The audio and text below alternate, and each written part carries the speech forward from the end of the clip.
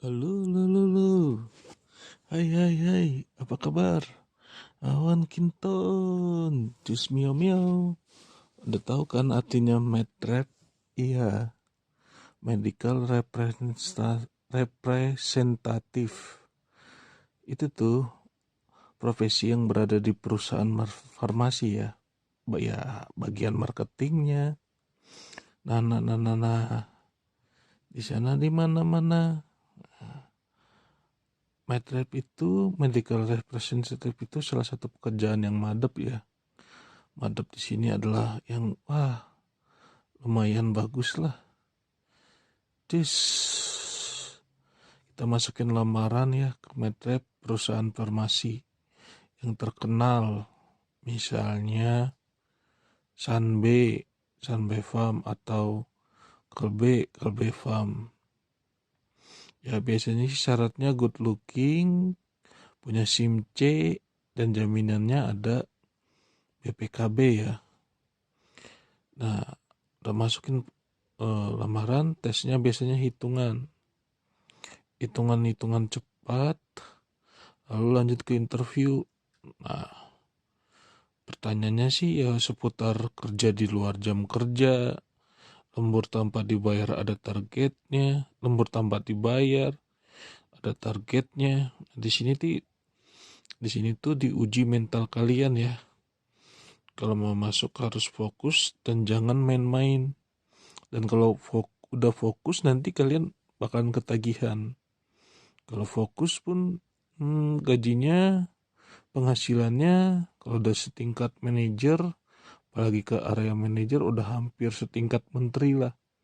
Ya 2 digit atau sampai kadang sampai 3 digit kalau kita bisa mempermainkan biaya entertain. Apa sih biaya entertain? Cus.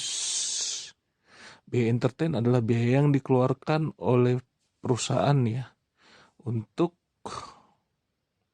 memaintain para dokter untuk mengeluarkan barang kita ya. Nah, dari awal tes sampai kerja sih harusnya kita selalu pakai pantopel, celana bahan, kemeja lengan panjang dan berdasi ya. Ingat, dari awal tes sampai apa ya? Sampai punya hubungan baik dengan dokter sih. Sampai kunjungan ya sebaiknya sih pakaian rapi ya.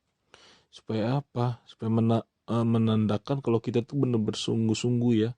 Kita tuh bener-bener pengen banget bekerja di eh, bagian ini. Ya walaupun ntar elunya tuh pakai motor doang dari awal cuman pakai motor, ya usahain lu pakai bersih. Kalau untuk ketemu dokter tuh bersih, wangi ya. Kalau bisa, kalau sebelum ketemu dokter itu sepatu pantopel semir dulu. Lu masuk ke kamar mandi, lu bersihin pantopelnya sampai mengkilat. Lalu lu pakai parfum. Lanjut lu setelah lu terima jadi medrep. Nah, biasanya sih kita harus rela berkorban dulu ya. Lu pecahin tabungan lu atau lu cari duit lah. Untuk modal awal PDKT sama dokter-dokter sama apoteker juga ya. Ingat, tempur 24 jam. Jangan dibebanin sama jam kerja. Nah, kan soalnya kan kalau di medrep itu kita PDKT langsung, kita turun langsung ke dokter-dokternya, ke rumah sakit maupun ke apotik maupun ke dokter jaganya ya. Jadi paling kalau masuk ke kantor itu paling cuma sejam 2 jam buat laporan absen, lalu kita cus keliling-keliling. Nah minggu pertama setelah diterima nih ya kan, nah minggu pertama lu pemetaan dulu tuh wilayah kerja lu, pemetaan wilayah kerja, batas-batasnya mana aja, terus ya semua wilayah kerja. Terus ya kalau bisa sih jangan terlalu jujur, offset dikit. Boleh-boleh juga. Dan ini harus tahu semua wilayah kerja lu garap tuh dokter-dokter. Ya kalau perlu, kalau yang belum ada hubungan kerjasama, lu bangun kerjasama. Dan jangan lupa selalu berpakaian formal dan wangi. Lu catat tuh semua dokter yang punya otoritas untuk menjual obat lu. Usahainnya setiap ketemu mereka selalu membawa buah tangan, selalu membawa makanan ya. Misal mau ketemu dokter nih, dokter A, ya istilahnya pas pertemuan pertama sih perkenalan, ya cuman lu kasih makanan aja, terus sampai perkenalan doang. Udah, lu pulang aja, jangan ngurusin obat. Baru pertemuan kedua, ketiga, lu ngomong dari mana, nah nanti ya udah keempatnya nanti dia buka open waktu lah, open time, nanti dia bisa ngomong sendiri mau dari mana, terus buka pembicaraan tuh mau obat apa, nah gitu ya. Biasanya kalau formal untuk wet trap paling cuman satu kali pertemuan ya, cuman kita mempraktekkan istilahnya isi apa, kelebihan obat kita apa, kelemahan obat yang lain juga apa. Jadi kita bisa di counter. Tapi ingat juga selalu bawa buah tangan. Selalu bawa tangan ya. Nah, tiap hari tuh lu usahain tuh menjadi saudara mereka yang selalu peduli dan empati. Ingat, jangan ngomongin target obat yang harus lu jual. Kalau nggak ditanya ya, sebelum lu tanya. Sebelum mereka tanya. Jadi ya santai aja. Ya palingan lu nggak makan makan gaji aja paling 2 bulan ya. Soalnya pasti lu nggak capai target. Tapi lu ini untuk masa depan lu. Pendekatannya ya kayak gitu. Lu jangan neken dokter, karena ketika lu pertama kali udah neken dokter dengan target-target yang lu pengen capai, mereka pasti langsung ngejauh. Tapi ketika lu PDKT dulu dan mereka udah asik dengan diri lu, ya mereka nggak usah ditanya lagi. Mereka pasti nanya target lu udah kecapai belum. Nah itu lu harus pendekatannya. Kalau bisa ya punya nomor WA-nya, terus berkunjung ke rumahnya ya, ke rumahnya. Nah berkunjung ke rumahnya pun ya istilahnya SKSD, tapi jangan terlalu dekat. Jangan istilahnya seperti apa ya, seperti preman gitu loh, tapi deketin aja. Nanti tuh dia kalau udah mulai deket tuh, udah mulai tuh misalnya, aduh anak saya ini pengen ke Jerman. Nah lu masuk di situ tuh, pengen ke Jerman, beliin tiket ke Jerman. Aduh mobil saya rusak, oh saya ada kenalan gitu, mobil rusak juga dibenerin sama lu, seperti itu ya. Dan terus juga usahain tuh untuk apa sih, untuk menyambung silaturahmi. Lu tahu hobi dia apa, lu tahu kesukaan dia apa. Nah itu jadi bisa bahan pembicaraan yang membuat semakin akrab sama lu. Jadi lu harus tahu apa sih yang dokter itu mau, apa sih yang ada di dalam otaknya, dan gimana sih pemecahannya, seperti itu ya. Jadi kita harus tahu karakter dokter antara satu dengan yang lain. Misalnya yang satu humoris, ya lu ketawa. Yang ketemu dokter pemarah atau jaga jarak, jaim, ya lu harus mental lu harus kuat, jaim juga. Ketemu dokter yang rada pendiam, nah lu harus jago kapan lu bicara, seperti itu. Jadi semua dokter jangan disamakan rata, jangan disamaratakan. Jadi semua dokter punya karakter yang kuat, dan lu harus bisa masuk ke karakter itu. Ya, lu harus tahu tuh akal lu harus dipakai. Nah, jadi bisa masuk lewat hobi, keluarga gitu loh. Masalah, problem. Dan jangan pernah bilang nolak. Jangan pernah nolak dokter sama sekali. Misalnya dia ngajakin ke lu kafe, mabok, ke birmat. Nah ini yang paling susah. Ada dokter-dokter yang dalam tanda kutip ya. Nah ini nih yang harus lu akalin. Misalnya dia mesen cewek atau gimana. Nah si cewek mesen laki. Nah itu yang harus lu cari akal, putar gimana. Tapi jangan bilang tidak atau enggak ada. Ya lu harus bawa gitu loh. Nah kalau lu nggak usah repot-repot lah untukin, kalau misalnya udah deket banget mah lu nggak bakal repot-repot lagi,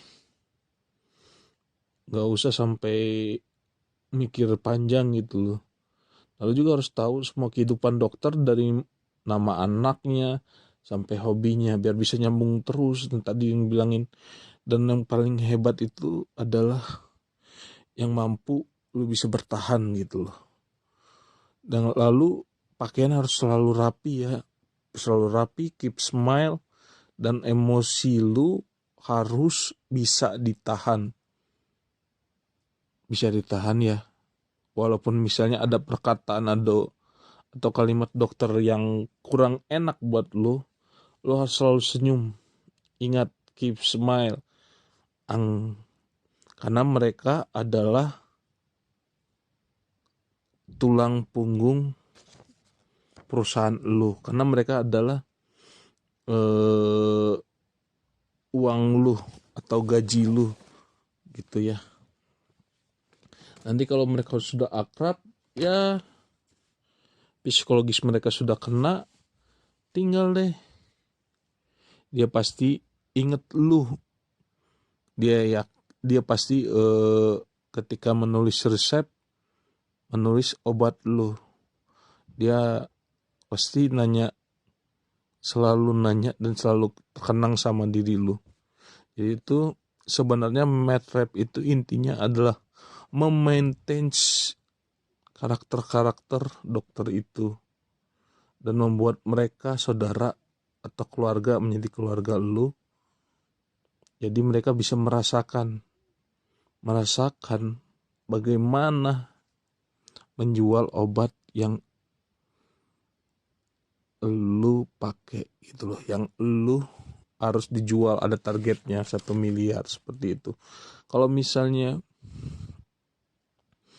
mereka udah menjadi keluarga lu, target mah gampang, mau berapa aja. Misalnya target, kalau di dulu saya sempat di hijau itu target 3 miliar, masuk ke paling ya ke 5 dokter, 6 dokter sudah cukup buat 1 bulan. Sedangkan ada 15 dokter. Nah seperti itu. Jadi kalau lu udah dapet hatinya, setengah dokter aja itu tuh udah bisa capai target lu. Dan lumayan gajinya. Sampai ya 2 digit, 3 digit. Yang paling banyak itu sampai, kalau dokter lu juga udah seperti keluarga, ya udah kita misalnya bikin tiket ke Jerman 2, kita minta 1, jadi 3 tiket ke Jerman dia kasih.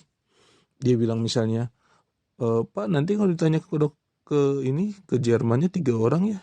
Nah itu bisa ditikam, bisa diambil uangnya ke kita seperti itu. Harga tiketnya kita jual lagi.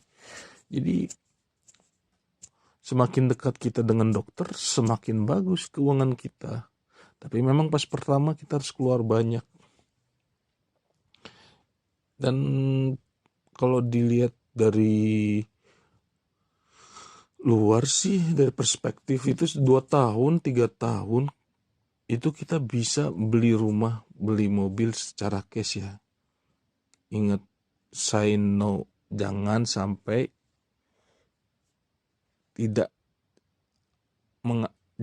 mengatakan tidak, itulah. Dan kalau misalnya biasanya itu 2-3 tahun kita dipindahkan menjadi SPV gitu, naik jabatan. Nah itu jangan ditolak, tapi kita harus menjaga hubungan baik dengan mereka. Karena nanti bisa jadi kita ngelempar obat, dan ini blacknya, ada black marketnya, kita bisa jadi ngelempar obat yang promo ke dokter yang di luar wilayah kita. Itu disebutnya blacknya ya, black apa sih, black office. Karena kita ngejual obatnya tuh bukan ke wilayah kita tapi keluar wilayah, karena ya mereka mau bantu kita gitu, dan ada promo ataupun mereka ingat jasa kita, seperti itu. Oke. Dan jangan lupa untuk yang terakhir adalah beribadah, karena tanpa Tuhan, beribadah atau sholat ya, tanpa Tuhan rezeki kita tidak akan turun. Oke, see you next time. Bye bye.